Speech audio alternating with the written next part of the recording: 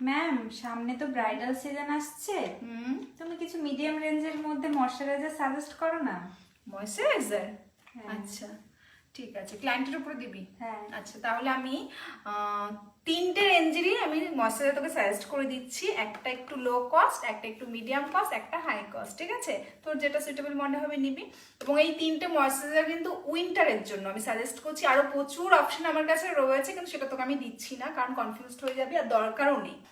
যদি একটু লো কস্টের মধ্যে চাস, রিকর্ডের এই ময়শ্চারাইজারটা, গোট মিল্ক ময়শ্চারাইজারটা এত ভালো, তুই জাস্ট একবার ইউজ করে দেখবি। তো উইন্টারের জন্য কিন্তু ভীষণ ভালো, অল স্কিন টাইপে চলে যাবে।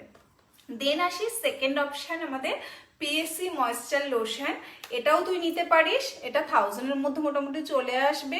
ভীষণ ভীষণ ভালো, দেখতেই পাচ্ছিস এটা আমার থার্ড পারচেস, আর এটাও শেষ হয়ে গেছে অলমোস্ট।